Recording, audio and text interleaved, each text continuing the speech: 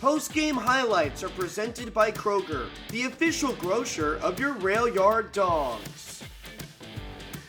A massive three-game homestand late in the SBHL regular season begins tonight in Southwest Virginia as the Roanoke Rail Yard Dawgs host the Macon Mayhem here at Berglund Center. Roanoke is in the midst of its longest regulation losing streak since November of 2023, dropping its past 3 games as the offense has struggled a bit to stay as hot as it had been for most of this season up until this late stretch. Macon is desperately scrapping for standings points themselves heading into tonight, sitting 6 points out of the playoff picture. Oh, you're going to get a fight right off the rip here. It's going to be Jake Maynard and Johnny McDonald. Maynard and McDonald at the Roanoke blue line circling. McDonald's got a hold of him. 2 or 3 big rights. Maynard answers with a couple of haymakers, and McDonald's able to duck a couple. He's got 2 over the top. There goes the helmet away from McDonald. They're still hammering away at each other just inside the Roanoke zone. Now they're grappling, and it looks like we may not get another punch off. The linesman won't jump in. How about that? Johnny McDonald, fresh back from the IR. He'll go right to the Roanoke bench and say, "Let's go, guys. It's time to get up." He'll head down to the Roanoke locker room. Welcome back, J-Mac. That's a way to make a statement. McDonald, unfortunately, has been sidelined for a good bit of it. You heard Dan Bremner mention the physicality, the energy that he brings. And right off the rip, gets his hands dirty. Good tilt both ways.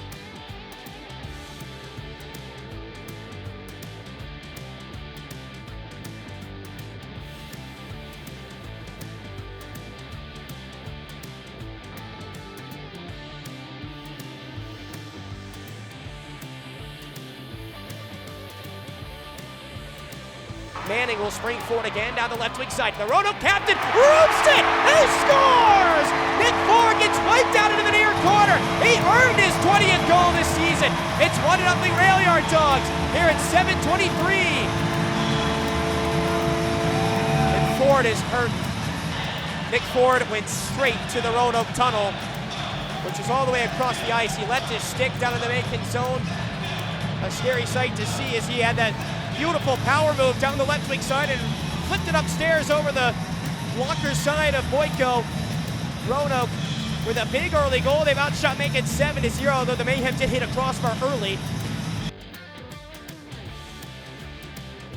Far side of neutral ice. He gets popped by Daniel Schlodek there at the Roanoke blue line.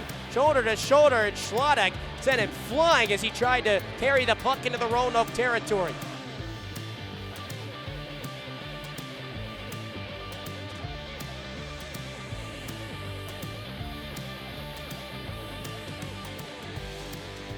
Now it's turned over by the Rail Yard Dawgs. Rodebush had to wipe out to the near side wing. It's a heroic save for the Rail Yard Dawgs against the shorthanded chance of Kelly.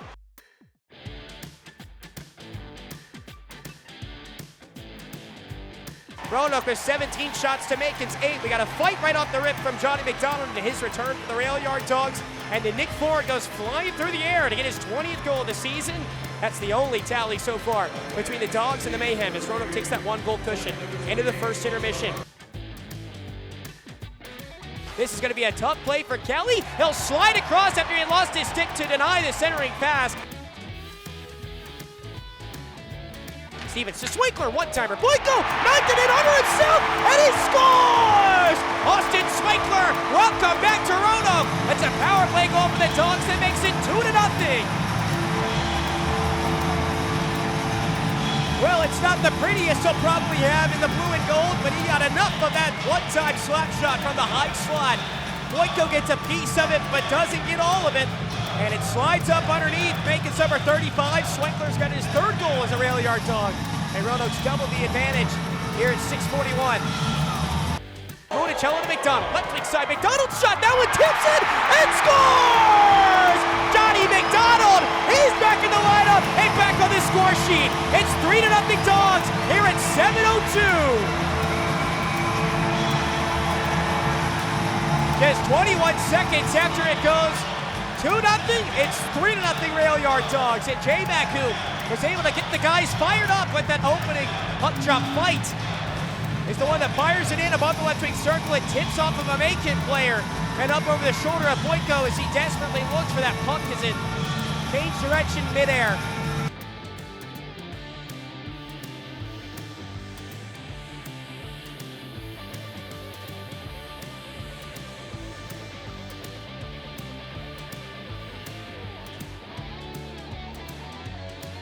Stevens. In front to Schlottig, the puck free, jammed in, scored!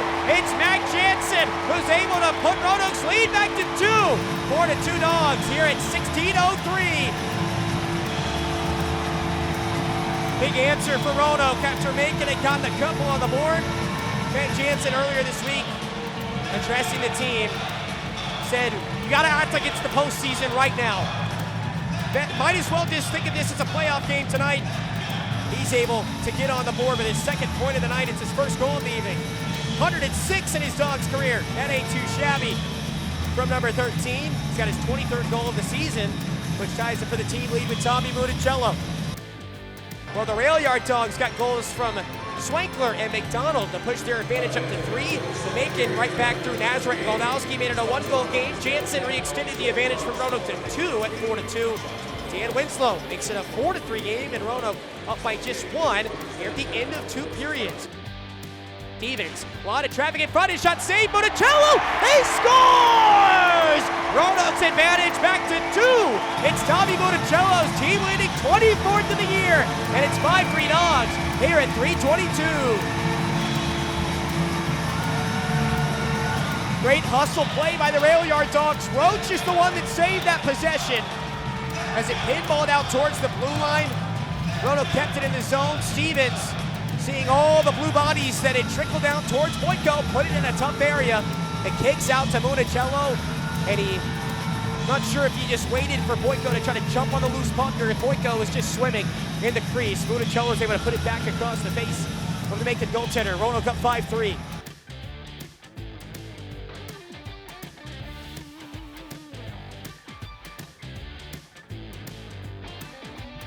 Heavy collision between McDonald and Trezera in behind the net, and then Roach is going to jump on top of a man too. It was Justin Kelly. Kelly came after J-Mac after the hit, and then Roach came and tackled Justin Kelly. Billy Roach is one of the nicest guys you will ever meet until you get on his bad side. You see it's taken a lot of effort from Ian Hoffman to try to settle him down.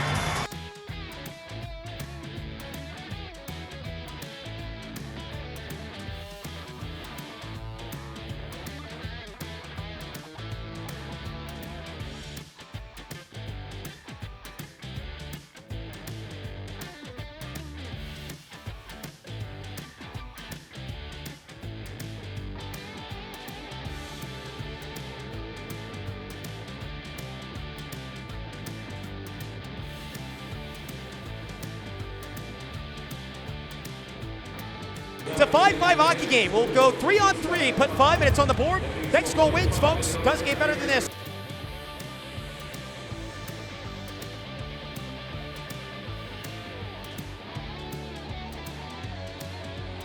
Golden opportunity, elbow, he scores!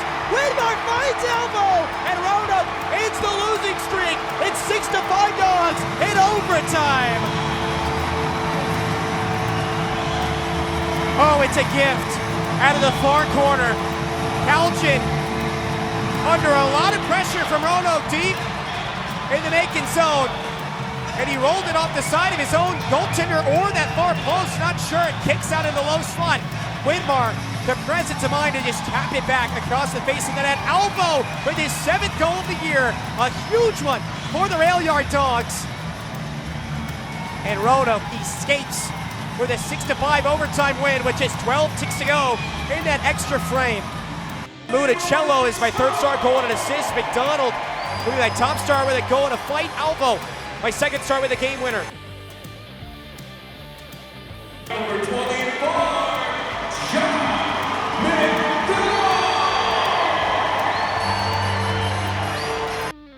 Post-game highlights are presented by Kroger, the official grocer of your Rail Yard Dawgs.